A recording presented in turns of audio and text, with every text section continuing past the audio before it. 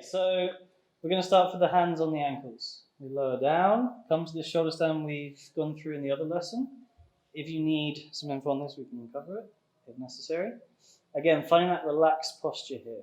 So for me, I'm finding first of my pike position that I can lean my shoulder towards the hand, and I'm gonna move one hand at the time. So the key here, obviously as a base, there's not much to be instructing. I'm keeping my arms straight the whole time. I'm not really helping her in the transition. I'm letting her lead that. Sorry. Okay? Yeah, wait. Okay, and Astri, what's the key for you to make this transition nice and easy? So the transition for nice and easy is I really want to lean in towards the knuckle of the base, and then really slow movement, moving the hand towards the wrist. Let's come on and do it again. Talk, face up, that's easy. Nice.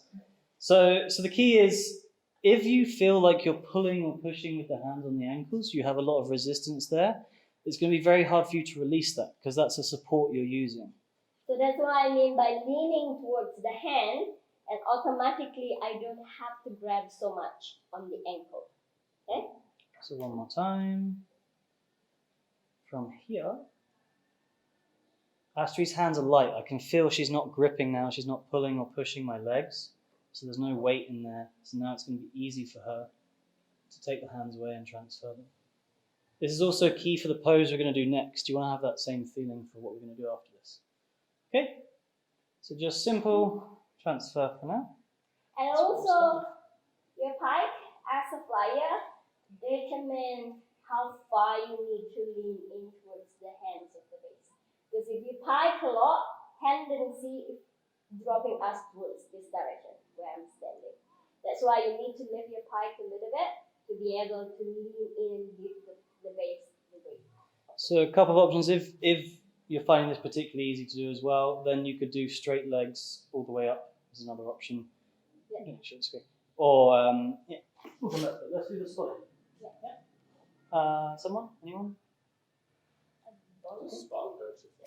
To fly or base.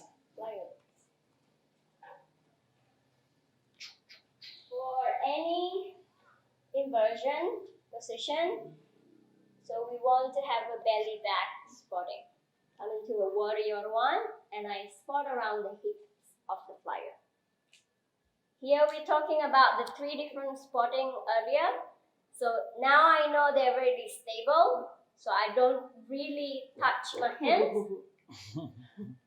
When they know like misalign like that, I grab as soon as possible. So that's why where you need to spot in which part of the move it need to be heavy spot and not heavy spot. Nice. Okay. Cool. Belly to back spotting, always from inversions. Most of the time, especially when you find the Good job. finding the position, like in the pike straddle, usually okay-ish.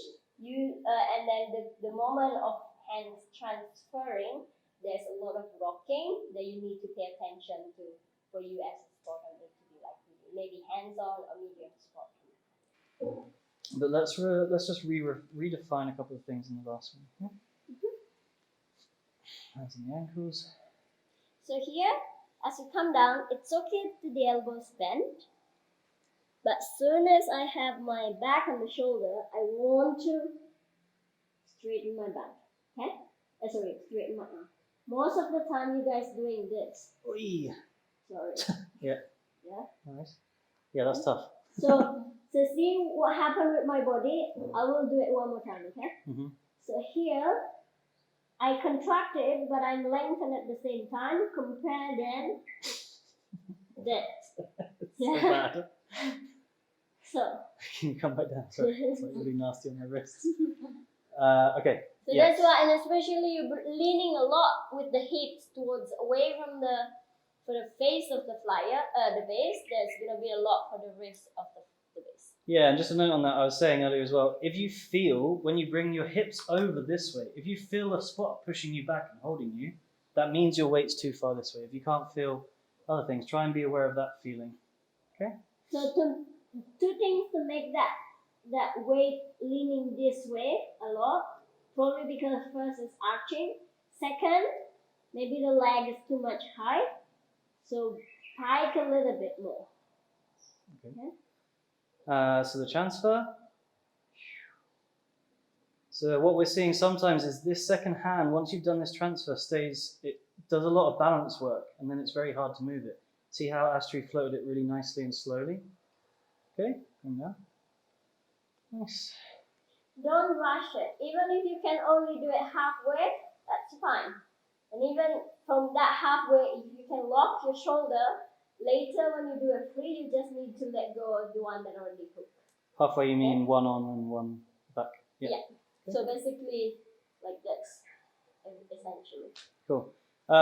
Obviously there's, like I said earlier, there's not a lot going on for the base here. One thing will help is try and push from your knuckles. So rather than, sometimes it happens to me actually, I end up pushing a bit from the fingers here to try and tip them back. But actually if you press from your knuckles, it's a bit easier to actually maintain the pressure. Because of that, if the base started using the fingertips and the knuckle, I don't know the English name, curl like this, that means we as a flyer don't give enough weight towards the base's head.